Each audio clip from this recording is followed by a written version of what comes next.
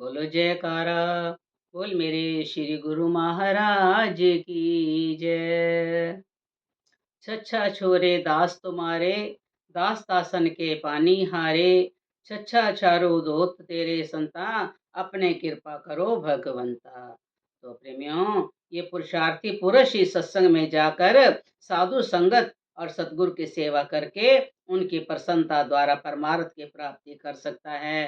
तो ऐसे ही प्रेमियों, जो कबीर दास जी के गुरु थे, रामदास जी थे, तो वो उनके शिष्य जो कबीर जी थे, एक बार रामदास जी के पास एक व्यक्ति आया।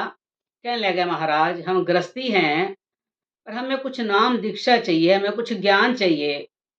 तो उन्होंने कबीर दास जी की सारी बात बताई, क्योंकि कबीर दास जी बड़े ज्ञानी थे, बहुत पहुंचे हुए थे, बहुत उनको परमार्थ का पता था।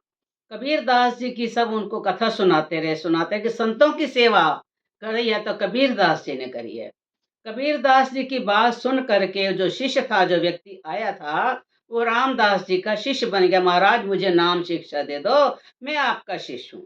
रामदास जी से वो लेकर के नाम दीक्षा, तो वो उनका शिष्य बन गया। अब शिष्य बन गया प्रेमियों, जो रामदास जी का शिष्य बनने के बाद उस क्या था वो था सेना नाई, नाई था। वो ऐसा लग गया भगवान के चरणों में, ऐसा लग गया कि उसकी भगवान के चरणों में अटूट भक्ति बन गई। वो क्या करता, रात भर तो गुरु महाराज जी की अपने सेवा करता, भक्ति करता, प्रभु की भक्ति करता, पर दिन में वो जा करके ना राजा की मालिश करता था। तो राजा को कोई ऐसा रोग था कि वो उसके जाकर के मालिश करता तो उसको कुछ आराम आ जाता था। अब उसका रोज का रूटीन था, जाता राजा के मालिश करके आता था। तो प्रेमियों, एक दिन ऐसा हुआ कि जब उसने जाना था, रात को उसके घर में कुछ संत आ गए। संत आ गए, संत से भी था, प्रभु भगत था, और संतों की सेवा में लग गया। रात भर कीर्तन होता रहा, प्रभु गुणगान होता रहा, संतों की सेवा लगा रहा संतों की सेवा में। और वो ना सुबह हो गई। जब सुबह हुआ तो उसने जाना था राजा की मालिश करने के लिए, लेकिन वहां तो संत आ गए, संतों की सेवा में लगे, राजा की मालिश भूल गया। आप प्रेमियों, राजा के पास जा करके जो थे भगवान, सेना नाई बन करके राजा के पास जा करके उसकी मालिश करी।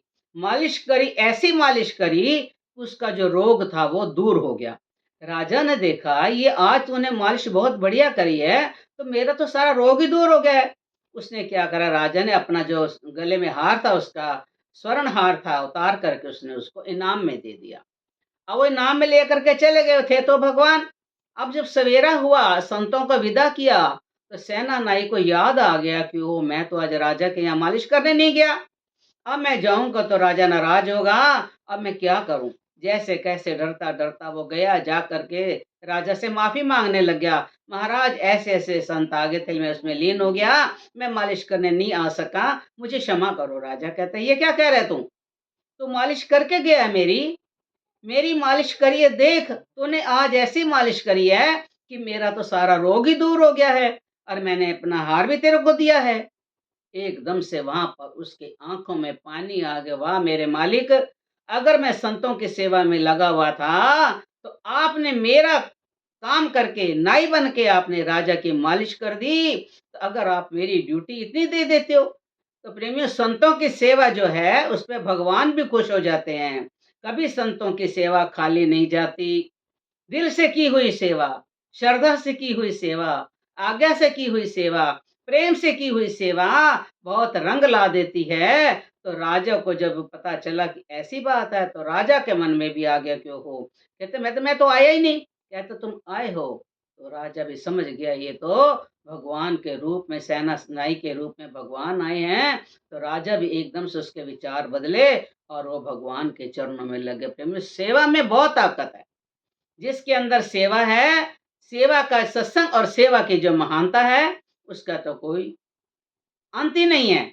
इसलिए दिल से की हुई सेवा, संगतों की सेवा हो चाहे संतों की सेवा हो, जो दिल से की जाती है, श्रद्धा से की जाती है, वो कभी भी खाली नहीं जाती। इसलिए बड़े प्यार से अपने मालिक की सेवा, अपने महापुरुषों की सेवा, गुरुजनों की सेवा, संगतों की सेवा बड़े दिल से करते हैं, तो इसमें भगवान खुश हो जाते हैं। बोलो जयकारा, बोल मेरे श्री गुरु महाराज की